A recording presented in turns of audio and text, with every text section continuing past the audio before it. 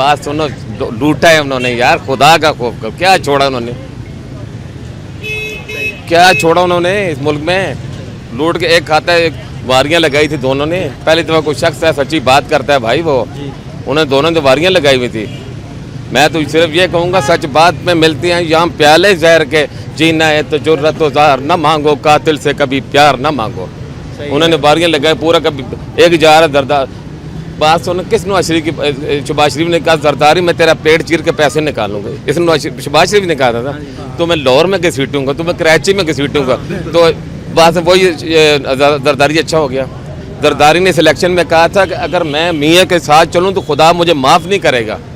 कहा था नहीं कहा था भाई, आज जब अपना बारी है सब इकट्ठे हो गए। इमरान खान साहब ने अच्छे काम किए हैं। इमरान खान आए हैं, उन्होंने कहा था, वादा किया था कि मेरी आवाम जो है ना 2 साल परेशान होगी, उसके बाद इंशाल्लाह खुशहाली भी आएगी। तो अल्लाह करेगा खुशहाली आएगी। लेकिन वो देखो ना, लोगों ने जो ये दूसरी गवर्नमेंट ने कर्ज़े उठाए थे, उनके पीछे लग के इमरान खान साहब ने गवर्नमेंट में पैसे डाले हैं, उन्होंने अपनी पावर शो की है, धड़ल्ले के साथ उन्होंने काम किया। लेकिन आवाम को भी समझना चाहिए कि 2 साल का इन्होंने टाइम दिया है, तो ठीक है 2 साल देख लेते हैं इमरान खान साहब को। महंगाई का तो उन्होंने कहा था कि महंगाई होगी, आवाम मेरी थोड़ा सा परेशान होगी, तो बस परेशानी अल्लाह करेगा खुशहाली भी आ जाएगी, अल्लाह की मेहरबानी से। नहीं थी। देखिए इमरान खान की जो बात है ना जी, उसको अल्लाह ने दुनिया में बहुत कुछ दिया है ना। उसने मेरे हिसाब से जब उसने क्रिकेट की दुनिया में आया है, पहला बॉल हाथ में पकड़ा है, वो स्टार बन गया ना। उसको दुनिया की इज्जत मिली है और दुनिया का उसने पैसा देखा है, वो क्रैप नहीं था। अभी ये देखें मौलाना फजल रहमान ने भी जो धरना दिया है, उन्होंने ये नहीं कहा कि ये वज़ीर आज़म चोर है या करप्ट है या इसके जनाब को चोरी है, इसके मत्थे है, जो कि ऐसी बात है। तो वो भी बेबुनियाद एक मसलक के लोग आए थे। वो तो अब देखिए ये 22 करोड़ आवाम का मुल्क है ना, इस धरने के अंदर हर किस्म के बंदे होने चाहिए। कोई क्लीन शेप भी होना चाहिए, कोई छोटी दाढ़ी का होना चाहिए, कोई बड़ी दाढ़ी का होना चाहिए, हर किस्म का बंदा होना चाहिए। फिर उसको कहते हैं ये पब्लिक है। अब आप मदरसे के पकड़ के बंदे ले आएँ या एक मसलक के लोग ले आएँ, वो पब्लिक नहीं कहलाएगी, वो आपका एक मसलक है। एक मसलक के लोगों से ये मुल्क नहीं चल सकता ना। ये 22 करोड़ आवाम का मुल्क है, इसे 22 करोड़ आवाम मिल के चलाएँगे, ये हम सब मिल के इसको चलाएँगे। इंशाअल्लाह ताला पाकिस्तान इमरान खान की क़यादत में इंशाअल्लाह आगे बढ़ रहा है और इंशाअल्लाह बढ़ेगा। फजल रहमान की बात करते, फजल रहमान तब मैं उसको मौलाना नहीं मान, मुझे गोली मार दे मैं उसको मौलाना नहीं मानता। मैं मौलाना मारता तारिक जमील को मानता हूँ, मैं तारिक जमील को मानता हूँ। मैं तारिक जमील से उलमाए दीन है, वो किसी तनकीद नहीं करते। फजल रहमान जो वो अपनी ज़ात के लिए करता है। फजल रहमान ने कहा था मेरे बगैर हुकूमत बनती नहीं, बन जाए तो चलती नहीं। बेनज़ीर पे फतवा लगाया कि इस्लाम में औरत की हुक्मरानी जायज़ नहीं। जब बेनज़ीर ने ऑफर की तो बेनज़ीर के साथ मिल गया। अमेरिका ने 2 हमले किए, ये फजल रहमान नहीं बोला। लाल मस्जिद जली, ये फजल रहमान नहीं बोला। जहाँ वो एक अमरीकी ने जहाँ लाहौर में मार दिया, फजल रहमान नहीं बोला। जब अब ऐसे कुर्सी नहीं मिली, ये बोल पड़ा। बहुत अच्छा वक्त आएगा इंशाल्लाह आएगा, अल्लाह को कम से। उन्होंने वादा तो किया है, काम भी उन्होंने बहुत किए हैं, काम कर रहे हैं वो, ये नहीं कि नहीं, मुल्क के लिए अच्छे कर रहे हैं। लेकिन आवाम परेशान सिर्फ महंगाई की वजह से हुई है। महंगाई पे वो नज़र आसानी करें अपनी, और शफकत करें, मेहरबानी करें कि हमारे मुल्क में जो महंगाई हुई है इसको ज़रा कम कर दें। बाकी ले ना, ये जितने लुटेरे हैं, प्लाजों के मालिक हैं, गाड़ियों के मालिक हैं, लोगों की गाड़ियाँ हैं, टैक्स लगाएं कि ये गाड़ी वाला इससे 1000 रुपया लो, ये प्लाजे वाला इससे 5000 रुपया महीना लो, 10,000 रुपया। देखो ना, ये मुल्क का कर्जा भी उतरेगा और अल्लाह के हुक्म से गवर्नमेंट में पैसे भी आएंगे। इमरान खान साहब के ऊपर डाल दी गई है कि ये 14 माह में सब कुछ इसने किया है। नहीं, ऐसी बात नहीं है। जितनी भी पहले हुकूमतें रह चुकी है ना, उन लोगों ने ये ज़ाती जागीर समझ इस मुल्क को लूटा है। इमरान खान वाहिद ऐसा बंदा है जिसने आके इस मुल्क को बुरहान से निकालने की कोशिश कर रहा है, मुसलसल वो कर रहा है। और तकरीबन हर जगह और हर इदारे और बेशुमार उसको मसाइल हैं। वो 2 कदम अगर चलता है, उसको 4 कदम रोक दिया जाता है, उसके हाथ पाँव समझ लें बांध दिए जाते हैं। वो ज़ाती तौर पे बहुत अच्छा इंसान है और उसकी ये नीयत है कि वो पाकिस्तान के लिए कुछ करे। और इंशाअल्लाह ताला जिस तरह वो मेहनत कर रहा है और जिस लगन से वो यानी कि स्ट्रगल कर रहा है, इंशाअल्लाह ताला वो वक्त दूर नहीं है जब पाकिस्तान अपने पाँव पे खड़ा होगा और इंशाअल्लाह ताला सुरखरू होंगे हम हर मैदान में। और जिन लोगों ने लूटा है वो इंशाअल्लाह कैफरे किरदार तक इंशाअल्लाह पहुँचेंगे। कोई ऐसी बात नहीं, वक्त मुश्किल ज़रूर है हम पे, मगर इंशाअल्लाह ताला मेरे अल्लाह ने चाहा तो हम इस मुल्क को करप्शन से भी पाक करेंगे और बाकी मामलात से भी इंशाअल्लाह पाक करेंगे। हाँ जी, मैं कहता हूँ जिसको मौका दें, जुम्मा 8 दिन नहीं हुए, हम भी महंगाई, मुझे पता है महंगाई का इशू है, उस इशू में मैं भी पिस रहा हूँ, जो सारे पिस रहे हैं, मुझे पता है महंगाई है। लेकिन बाद को मौका दे, उसको टाइम दें उसको। सही है। तो کوئی ہر چیز پہ ٹائم لگتا ہے بیٹے, وقت لگتا ہے. جمعہ جماعت دن سارا سسٹم وہ کیا پنجابی میں کہتے ہیں آوے کا آوا بگڑا ہے سارا. ہر چیز کو وقت لگے گا, ٹائم لگے گا. وہ بات سنیں جی, جو اگر عمران خان کی بات کرتے ہیں اس پہ کرپشن کا الزام تو کوئی نہیں ہے نا جی.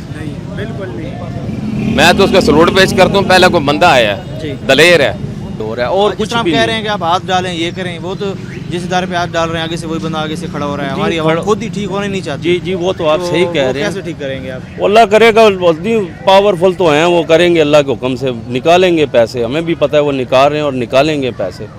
بس ہماری یہی ان سے ریکویسٹ ہے.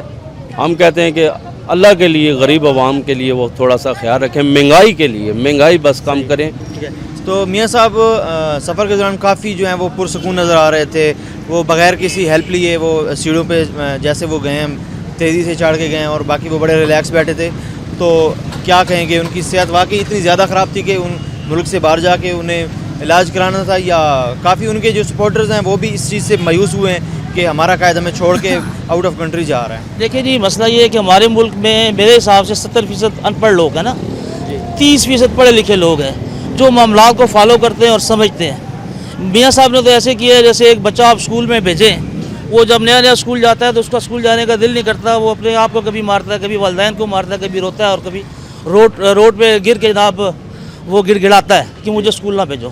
اس طرح کے بہانے خوریاں ان لوگوں نے کی ہیں, مگر ان لوگوں کو پتہ ہونا چاہیے یہ بچ نہیں سکتے, انہیں جواب دینا ہے.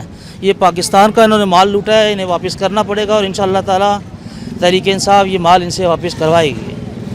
اور انہیں جو معاملات ہیں بظاہر تو نظر نہیں آتا کہ وہ بیمار تھے, کیونکہ صحت مند بندہ اور بیمار بندے میں بڑا فرق ہوتا ہے. مگر یہ لوگ کہتے ہیں سونے کا چمچہ لے کے پیدا ہوئے ہیں. ٹھیک ہے, آپ لوگ پیدا ہوئے یار, کم سے کم ملک کو تو ڈیمیج نہ کرتے نا. آپ نے ملک کو اتنا ڈیمیج کر دیا ہے, آج قرضوں میں ڈوبا ہوا یہ ملک, اور بے یاروں مددگار چھوڑ کے چلے گئے ہیں. 22 کروڑ عوام کا ملک ہے, کہ یہ ایک بندے کا ملک نہیں ہے. ٹھیک ہے, یہ آپ نے 22 کروڑ پبلک کا حق مارا ہے. اور انشاءاللہ تعالیٰ اللہ سے ہم امید رکھتے ہیں اور اپنی حکومت سے امید رکھتے ہیں کہ ان ظالموں کو کیفر کردار تک پہنچائیں گے. بس وہ کرکٹ میں تب پھر ملک کا نام روشن کیا. بات سنیں جی, بات سنیں. اس نے یہودیوں میں کھڑا ہو کے اس نے پڑھا تھا ایاک نعبد و ایاک نستعین اہدنا الصراط المستقیم صراط الذین, وہاں کھڑے ہو کے بولا تھا. جہاں میاں صاحب گئے تو ٹیشو نکال دیجیے, میں یوں صاف کرتے تھے, یہ وہ لکھا چل نہیں سکتے. اس نے کہا تھا میں یہاں 10 یہودی اندر قید کر دوں تو مجھے ساری دنیا حملہ کر دے گی. یہاں کشمیریوں کو قید کیا ہوا ہے. کوئی سی پلان کرنے کا کوئی پلان ہے؟ جی میری بات سنیں, 35 سالہ دور رہا ہے پیپل پارٹی کا اور نواز شریف کا نا, اور انہوں نے تو باریاں لی ہیں نا. مولانا فضل الرحمان نے بیٹھ کیری کیا ہے. انہوں نے 35 سال لگاتار دونوں حکومتوں میں رہ کے حکومت میں رہے ہیں. وہ ایک بات بتا دیں, انہوں نے پاکستان کے لیے کچھ کیا ہے, یا اسلام کے لیے کچھ کیا ہے, یا کشمیر کے لیے کچھ کیا ہے؟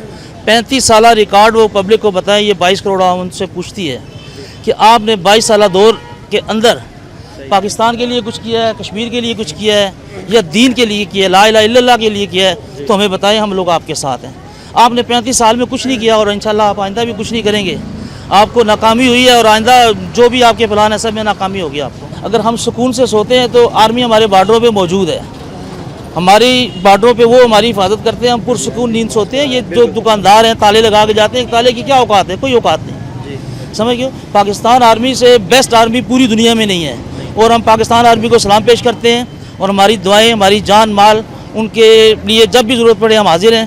اور کشمیری اپنا مجاہدین کے لیے ہم دعا گو ہیں کہ اللہ تعالیٰ ان کے لیے آسانیاں پیدا کرے, اور پاکستان کو چاہیے کہ ان کی ہر لحاظ سے ان کی مدد کی جائے.